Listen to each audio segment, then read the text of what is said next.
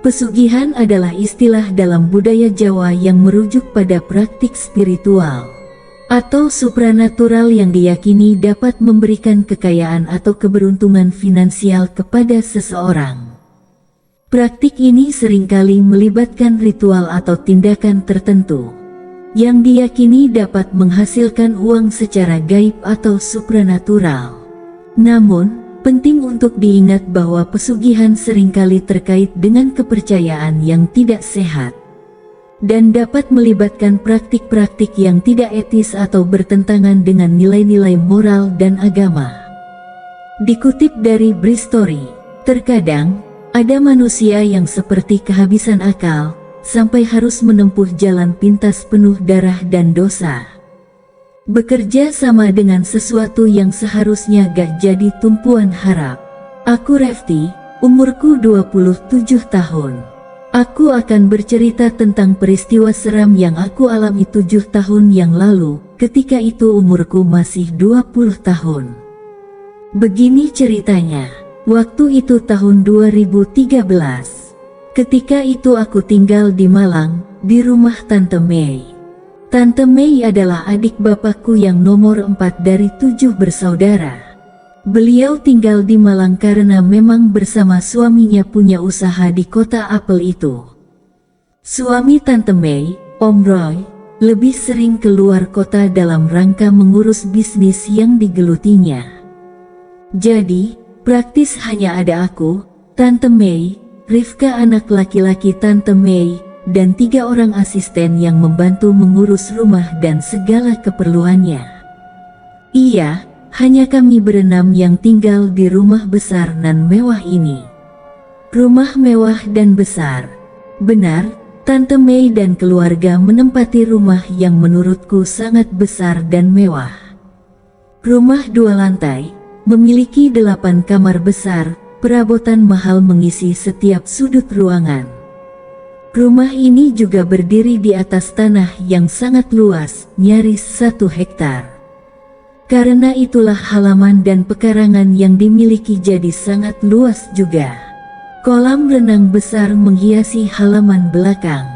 Panas matahari gak gampang menembus sampai permukaan air. Karena beberapa pohon besar dan rindang berdiri di sekelilingnya. Aku yang hanya seorang putri dari pemilik warung kelontongan di Jogja. Jadi seperti tinggal di istana raja. Lalu, kenapa aku bisa tinggal di rumah itu? Kenapa bisa tinggal di rumah keluarga Tante Mei? Begini, setelah lulus SMA di Jogja, aku sempat menganggur hampir selama 1 tahun. Kenapa gak kuliah? Bapak belum cukup punya uang untuk biayanya. Aku bisa mengerti tentang hal itu. Jadi Tante Mei berinisiatif membiayai kuliahku sekaligus menemani agar di rumah agak ramai. Begitu kata Tante Mei ketika datang berkunjung dan mengetahui kalau aku menganggur setelah lulus sekolah. Aku sungguh senang mendengarnya. Kebaikan Tante Mei bisa jadi merupakan jalan keluar dari keinginanku untuk kuliah. Ya sudah. Singkat kata, Bapak dan Ibu setuju untuk aku berangkat ke Malang dan tinggal di rumah Tante Mei. Hingga akhirnya, sekitar awal tahun 2013 aku memulai hidup di kota Malang. Kota besar yang sama sekali belum pernah aku kunjungi sebelumnya. Aku akan bercerita sedikit tentang keluarga Tante Mei. Yang aku ingat, Tante Mei dan Om Roy menikah pada pertengahan tahun 90-an. Sebelumnya mereka adalah teman sekolah. Pernikahan mereka dikaruniai 2 orang anak, Mala dan Rifka. Mala adalah anak pertama perempuan. Lalu kenapa di awal cerita tadi aku hanya menyebutkan Rifka? Mala kemana? Mala sudah meninggal tahun 2008. Meninggal tragis karena kecelakaan motor. Jadi, anak mereka hanya tinggal Rifka seorang. Kami saat itu cukup terguncang. Tetapi, sepeninggal Mala, aku dengar kalau Tante Mei dan Om Roy hidupnya secara perlahan mulai membaik. Kata bapak usaha yang mereka rintis mulai banyak membuahkan hasil. Pelan-pelan mereka bisa melunasi utang-utang dari keluarga maupun orang lain yang sebelumnya selalu meminta atau meminjam uang. Mereka mulai bisa memberi dan membantu keluarga lainnya. Sampai akhirnya, pada tahun 2010, mereka akhirnya mampu memiliki rumah sendiri. Waktu itu rumahnya bukanlah rumah mewah yang aku ceritakan di awal tadi. Masih rumah gak terlalu besar, tapi kata bapak sudah termasuk rumah mahal. Syukurlah, kami sekeluarga besar ikut senang dengan keberhasilan Tante Mei dan Om Roy dalam hal ekonomi keluarga. Bapakku anak pertama dari 7 bersaudara. Mereka semua lahir dan besar di Jogja, termasuk Tante Mei. Pada tahun 2011, adik bapak yang paling bungsu, Om Seno, terkena PHK di perusahaan tempat dia bekerja. Sejak itu dia menganggur. Tante Mei berinisiatif mengajak Om Seno untuk membantu pekerjaan Mas Roy daripada menganggur di Jogja. Begitu kata Tante Mei setelah mengetahui kalau Om Seno sudah gak bekerja lagi. Begitulah, akhirnya Om Seno berangkat dan tinggal di Malang, membantu usaha yang dijalani Om Roy. Aku yang cukup dekat dengan Om Roy, sedikit merasa kehilangan ketika dia akhirnya pindah kota. Umur yang gak terpaut jauh membuat kami layaknya teman dan sahabat. Beliau adalah tempatku bercerita. Tetapi, sekitar 6 bulan kemudian, kabar duka kembali datang. Om Seno berpulang ke pangkuan ilahi. Dia meninggal mendadak karena kecelakaan kerja, terjatuh dari atap salah satu pabrik milik Om Roy.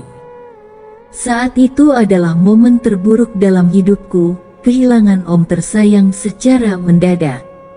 Aku kehilangan sahabat dekat, kehilangan tempat bercerita, kehilangan tempat berkeluh kesah. Lagi-lagi kami sekeluarga berduka cukup dalam. Lalu, sekitar 1 tahun sepeninggal Om Seno, aku mendengar kabar kalau Tante Mei dan Om Roy sudah pindah ke rumah baru. Menurut cerita dari bapak dan adik-adiknya, keluarga mereka pindah ke rumah yang jauh lebih besar, lebih mewah, berdiri di atas tanah yang sangat luas pula, yang sebelumnya hanya memiliki 1 asisten rumah tangga. Kini mereka sudah dibantu oleh 3 asisten. Senang. Tentu saja kami semua senang mendengar kalau ada anggota keluarga besar yang sudah sangat sukses keuangan, kaya raya. Yaitu tadi, sampai akhirnya setelah lulus sekolah aku ditawari untuk tinggal di rumah Tante Mei. Ditambah akan dibiayai kuliah. Aku pun tinggal di Malang. Tante memberitahu agar aku tidak masuk ke dalam kamar yang isinya perlengkapan kerja Om Roy karena Om Roy tidak suka siapapun masuk ke dalam ruang kerjanya. Begitu kata Tante Mei pada suatu waktu pada hari pertama aku tinggal di rumahnya. Sebelumnya, aku sudah diajak berkeliling, dikenalkan dengan 3 asisten. Dijelaskan tentang seluruh kamar dan ruangan yang ada di dalam rumah sangat besar ini. Kamar yang dimaksud oleh Tante Mei tadi, yang gak boleh aku masuki, adalah kamar yang ada di lantai atas. Letaknya di depan sebelah kanan dari kamar yang akan aku tempati nantinya. Pintu kamar itu tertutup rapat dan sepertinya terkunci. Karena aku sempat hendak membukanya namun gak bisa. Tante Mei menggeleng katanya itu ruang tempat perlengkapan kerja Om Roy. Lalu beberapa kali seperti menegaskan kalau aku sama sekali gak boleh memasukinya. Ya sudah, aku pasti menurut, gak akan berani untuk menentang omongan Tante Mei. Kamar yang misterius, begitu aku menyebutnya. Di rumah Tante Mei, aku disediakan kamar di lantai 2. Kamar besar yang letaknya gak jauh dari tangga, persis bersebelahan dengan kamar mandi. Di dalam kamar sudah tersedia perabot mahal, tempat tidur empuk dan nyaman, lemari besar, tapi tanpa televisi. Kamar yang sangat mewah menurutku. Tante Mei memberitahu jika kunci pintu kamar yang aku tempati masih rusak. Tante Mei beralasan belum sempat menghubungi tukang untuk memperbaiki. Begitu kata Tante Mei ketika kami sedang di meja makan. Benar adanya, pintu kamarku kuncinya rusak, bisa tertutup tapi gak bisa dikunci. Ya sudah, gak apalah, toh di rumah ini terbilang aman. Lagi pula aku terkesan gak sopan kalau selalu mengunci pintu kamar. Hari pertama dihabiskan dengan berkenalan dengan lingkungan rumah serta penghuni lainnya. Hingga gak terasa akhirnya malam pun tiba. Aku bersama Tante Mei dan Rifka bersantap makan malam di meja makan. Bermacam makanan lezat tersaji di atas meja marmer besar yang aku yakin pasti harganya sangat mahal. Persis di tengah ruangan bergantung lampu kristal besar menerangi seisi ruang makan. Sampai pada saat itu, aku belum juga berhenti terkagum-kagum dengan segala harta di rumah yang dimiliki oleh Tante Mei dan Om Roy. Benar-benar seperti istana dengan perabotan layaknya untuk raja dan ratu. Sungguh kaya raya mereka. Tante Mei menutup percakapan kami malam itu dengan menyuruhku beristirahat. Setelah itu kami masuk ke kamar masing-masing. Oh iya, di lantai 2 aku sendirian, gak ada lagi yang menempatinya selain aku. Tante Mei dan Rifka masing-masing kamarnya di lantai 1. Para asisten rumah tangga kamarnya di belakang, terpisah dari bangunan utama. Jam 9 malam, aku sudah berada di kamar. Isi kepala masih terus saja berkutat pada kekaguman akan kekayaan dan kehidupan mewah yang dimiliki oleh Tante Mei dan Om Roy. Mereka pasti sudah sangat bekerja keras untuk mendapatkan ini semua, itu yang ada di dalam pikiranku. Mungkin sekitar jam 11 malam akhirnya aku bisa tidur. Tidurku cukup nyenyak, tapi gak lama. Iya, tidur nyenyakku gak lama, sekitar jam 2 aku kembali terjaga. Sejak masuk kamar tadi, sengaja aku gak matikan semua lampu. Aku hanya nyalakan lampu kecil di meja belajar untuk sekadar menerangi, supaya gak terlalu gelap. Sepertinya, aku terbangun karena semilir angin dingin yang mengelus tubuh. Anginnya berembus masuk melalui pintu kamar yang dalam keadaan terbuka. Pintu kamar terbuka. Iya, aku juga heran, kok pintu kamar terbuka. Walaupun gak terbuka penuh, hanya setengah. Padahal aku sangat yakin kalau sebelum tidur tadi pintu sudah dalam keadaan tertutup. Ah, mungkin karena tertiup angin, jadinya terbuka, begitu pikirku. Karena pintu terbuka itulah aku jadi bisa melihat keluar. Celahnya cukup bagiku untuk memperhatikan gelapnya suasana luar kamar. Suasana ruang tengah lantai 2 sangat gelap, gak ada lampu menyala barang satu pun juga. Beberapa saat lamanya aku diam memperhatikan gelap di luar. Belum 100% sadar setelah terjaga. Aku juga masih berusaha mengumpulkan niat dan tenaga untuk bangun dari tidur lalu menutup pintu.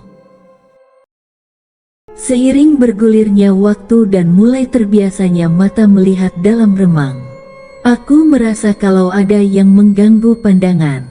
Walau gak begitu jelas tapi sepertinya aku melihat ada sosok di ruang tengah. Sosok itu berdiri diam memperhatikan aku yang masih terbaring di tempat tidur. Masih berbentuk siluet hitam, tapi aku jelas melihatnya, siapa itu.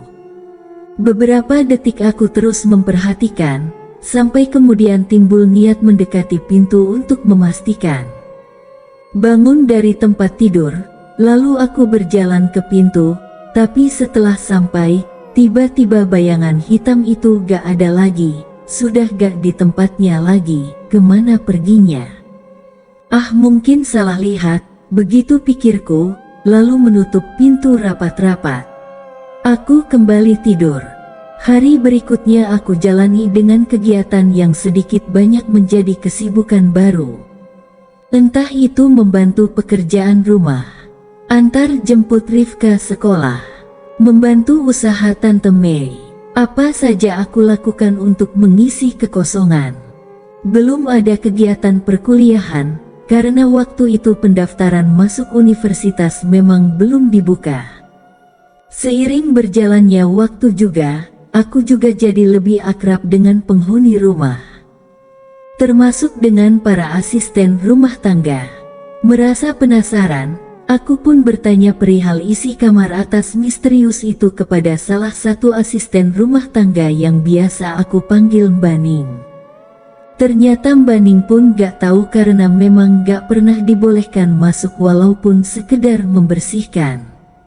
Pintunya selalu terkunci. Agak aneh, tapi ya sudahlah, aku gak bertanya lebih jauh. Mungkin karena isi kamar itu sangat pribadi bagi Tante Mei dan suami. Jujur, selama tinggal di kamar atas, beberapa kali aku mendengar suara-suara aneh. Contohnya, beberapa kali terdengar langkah kaki naik atau turun tangga. Pernah juga ada suara pintu terbuka, entah pintu yang mana. Yang cukup membuat merinding, beberapa kali aku melihat ada bayangan hitam tinggi besar melintas lewat depan pintu kamar. Pintu kamar yang tengah malam dalam keadaan terbuka, padahal aku yakin sudah menutupnya sebelum tidur. Mungkin rumah ini terlalu besar bagi penghuni yang hanya segelintir saja. Jadinya cukup menyeramkan, begitu pikirku. Tapi, seiring berjalannya waktu, aku berusaha untuk melupakan dan mengabaikan setiap keanehan yang kurasa. Mencoba untuk sibuk dengan kegiatanku saja. Tetapi ketika sudah hampir 3 bulan tinggal di rumah Tante Mei, walaupun gak begitu jelas, pada akhirnya aku bisa melihat isi kamar misterius itu. Kok bisa? Begini ceritanya. Seperti biasa, sekitar jam 9 malam aku sudah berada di dalam kamar. Hiburan satu-satunya adalah ponsel kesayangan sambil menunggu kantuk datang. Dapat dipastikan, lampu luar kamar sudah dalam keadaan mati semua. Hanya kamarku saja yang masih terang. Di tengah asiknya berponsel ria. Selepas jam 10 aku mendengar sesuatu, ada suara yang sumbernya dari luar. Aku mendengar derit suara pintu terbuka perlahan. Saat itu aku belum tahu pintu manakah itu, karena ada 4 kamar di lantai atas. Mungkin terbuka karena tertiup angin. Begitu pikirku dalam hati. Tapi tiba-tiba terdengar suara lagi, kali ini sepertinya suara pintu tertutup. Siapa yang keluar masuk salah satu kamar? Entahlah. Setelah itu aku memutuskan untuk mematikan lampu besar dan membiarkan lampu kecil tetap menyala seperti biasanya. Kamar jadi temaram. Ketika hendak merebahkan tubuh di tempat tidur, lagi-lagi terdengar suara pintu yang terbuka perlahan. Saat itulah timbul rasa penasaran, aku berniat melihat keluar untuk mengetahui pintu kamar mana yang terbuka. Setelah sudah membuka pintu dan melongok keluar, benar dugaanku, luar kamar sungguh gelap gulita. Hanya sedikit garisan cahaya dari luar rumah masuk melalui sela-sela jendela yang jadi penerangan. Untuk membantu penglihatan, aku menggunakan lampu dari ponsel yang ada di tangan sejak tadi. Cahaya terang ponsel menyapu setiap sudut ruangan lantai 2 yang luas ini. Aku jadi bisa melihat cukup jelas. Hening dan kosong, tentunya itulah pemandangan yang ada di hadapan. Sampai akhirnya pandanganku terhenti di salah satu kamar yang pintunya dalam keadaan terbuka. Iya, ternyata kamar yang pintunya terbuka adalah kamar misterius itu. Takut dan penasaran, dua rasa berkecamuk di dalam kepala. But in the end, penasaran mengalahkan segalanya. Akhirnya aku memutuskan untuk mendatangi kamar itu. Langkahku pelan mendekat, tapi walau semakin dekat tetap hanya melihat pekat, sama sekali belum terlihat isi kamar. Sampai akhirnya, aku sudah berdiri tepat di depan kamar misterius itu. Pintu gak terbuka penuh, hanya setengahnya saja, lalu perlahan aku mendorongnya sampai terbuka lebar. Belum, ternyata aku belum bisa melihat dengan jelas isi kamar, masih pekat yang terlihat. Kemudian aku mengarahkan cahaya ponsel ke dalam kamar. Pada saat inilah aku melihat semuanya. Yang pertama aku lihat adalah tempat tidur besar berkelambu di sisi kiri. Rangka ranjangnya seperti terbuat dari besi kokoh. Kelambunya yang bagian depan dalam keadaan terbuka sehingga aku dapat melihat kasur di dalamnya. Di atas kasur bertebaran banyak kuncup bunga. Gak tahu jenis bunga apa, tapi akhirnya aku tahu dari mana asal wangi bunga yang beberapa kali tercium di lantai atas. Dinding ruangan tertutup seluruhnya dengan kain berwarna hitam. Kain hitam itu menutupi sampai ke langit-langit. Di sebelah ranjang ada meja besar yang di atasnya tergeletak banyak benda-benda aneh dan seram. Beberapa di antaranya aku gak tahu benda apa. Hatiku sempat aneh sekaligus bertanya-tanya tentang isi ruangan yang belum sempat aku lihat semuanya. Tetapi aku sudah berniat untuk kembali ke kamarku saja, aku takut.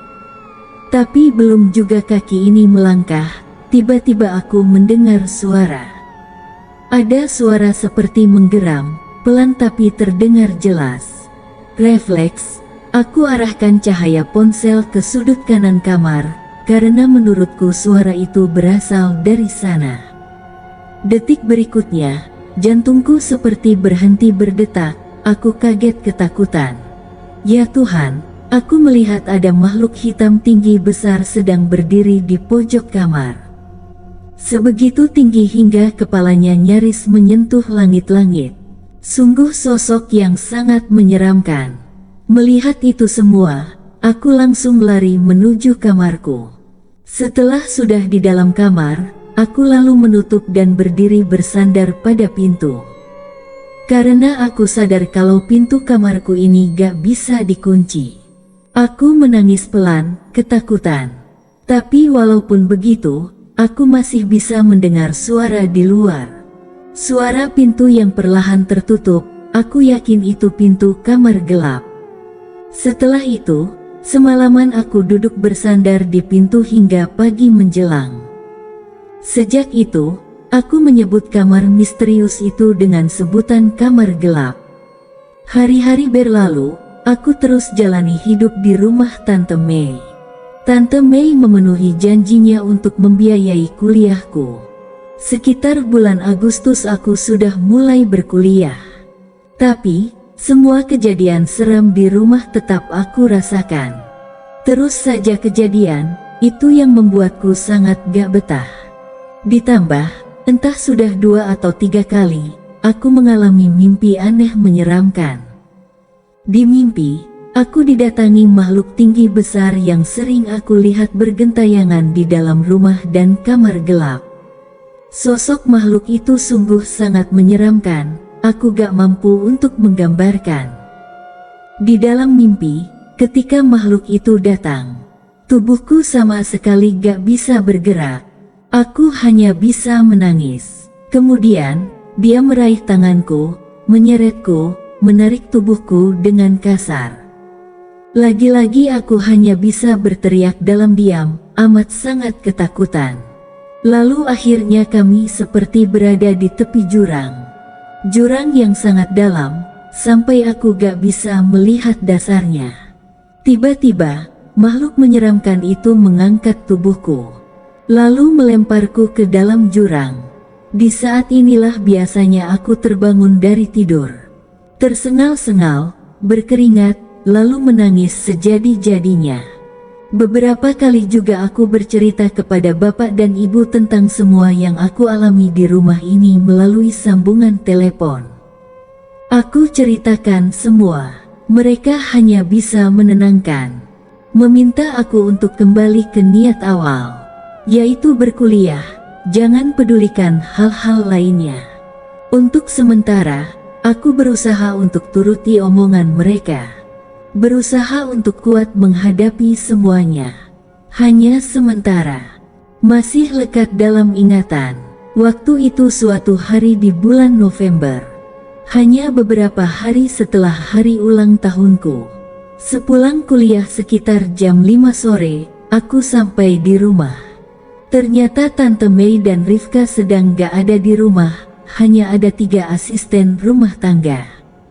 Aku bertanya kepada Mbak Ning kemana mereka semua pergi. Ternyata sudah dari jam 3 tadi mereka berangkat ke Surabaya, katanya karena Rifka ingin jalan-jalan dan kemungkinan pulangnya besok sore. Begitulah kata Mbak Ning. Walau sedikit kesal karena rencana mereka terkesan mendadak, mau gak mau aku akhirnya pasrah. Karena bagaimanapun juga, aku harus bersiap sendirian di rumah ini, di rumah besar ini, semalaman. Singkat kata, malam pun tiba. Karena sendirian, setelah makan aku langsung masuk kamar walaupun masih jam 7:30. Rumah semakin sepi dan hening. Biasanya terdengar suara televisi atau percakapan Tante Mei dan Rifka. Kali ini gak ada suara sama sekali. Rumah besar ini sangat terasa kosong dan hampa. Malam semakin larut, sekitar jam 10 rasa kantuk mulai datang menyerang. Aku yang seharian sudah sangat lelah karena banyak berkegiatan akhirnya menyerah lalu tertidur lelap. Tapi gak lama, jam 1:30 malam aku terjaga. Lagi-lagi hembusan angin dingin menerpa tubuh membangunkanku. Aku langsung memperhatikan pintu kamar. Benar dugaanku, pintu dalam keadaan terbuka. Lagi-lagi seperti itu. Setelah sekian banyak peristiwa yang sudah aku alami di rumah ini, aku jadi gak berpikir panjang untuk langsung bangkit dari tidur. Berniat untuk menutup pintu. Aku gak mau buang waktu. Gak mau menunggu sampai ada sesuatu yang seram lagi terjadi. Tapi, ketika aku sudah berada di dekat pintu dan hendak menutupnya, tiba-tiba aku mendengar suara aneh. Terkaanku, itu adalah suara pijakan kaki menyentuh ubin lantai, suara kaki yang sedang melangkah berjalan. Aku terus diam berdiri menajamkan pendengaran. Coba menebak dari mana suara itu berasal. Dari lantai bawah, aku yakin kalau suara itu berasal dari bawah. Entah apa yang ada di pikiran, aku berjalan pelan menuju teras dalam lantai 2. Dari situ aku dapat melihat situasi di lantai 1. Suara langkah itu masih saja terdengar. Sementara aku masih berdiri di pinggir pagar teras memperhatikan ke bawah. Awalnya aku belum melihat apa-apa, karena rumah dalam keadaan gelap gulita. Hanya sedikit cahaya yang masuk dari luar. Tapi, setelah mata sudah terbiasa melihat dalam gelap, akhirnya aku melihat sesuatu. Aku melihat si empunya suara langkah kaki itu. Sosok makhluk tinggi besar menyeramkan. Dia berjalan menyusuri lantai 1. Melangkah pelan menuju tangga. Tangga besar menuju lantai atas, tempat di mana aku sedang berada. Seketika itu juga tubuhku merinding. Aku ketakutan. Tapi walaupun begitu aku masih saja diam terpaku memperhatikan semuanya. Melihat makhluk menyeramkan itu yang akhirnya sampai juga di depan tangga. Lalu menaikinya. Dia menuju ke arahku. Terus berjalan pelan melangkahkan kakinya di anak tangga satu persatu. Seperti tersadar, lalu aku melangkah mundur. Perlahan mendekat ke pintu kamar, lalu memasukinya. Di dalam, aku langsung menutup pintu rapat-rapat. Lalu berlari menuju tempat tidur. Menaikinya, kemudian duduk meringkuk di tempat paling sudut. Aku sangat ketakutan. Berharap makhluk menyeramkan itu gak akan masuk. Tapi harapan tinggal harapan. Karena aku melihat gagang pintu bergerak-gerak sendiri. Ada yang sedang berusaha untuk membukanya dari luar. Benar, karena beberapa detik kemudian perlahan pintu mulai terbuka. Di sini aku mulai menangis, tapi gak mampu berteriak. Ketika pintu sudah terbuka lebar, akhirnya aku melihat sosok makhluk tinggi besar itu. Dia berdiri diam memperhatikan. Aku terpaku, tubuhku kaku. Kemudian dia melangkah masuk. Pada saat inilah aku dapat melihat bentuknya dengan jelas. Sangat-sangat menyeramkan, gak mampu aku menggambarkan. Lalu sosok itu terus mendekat dan semakin mendekat.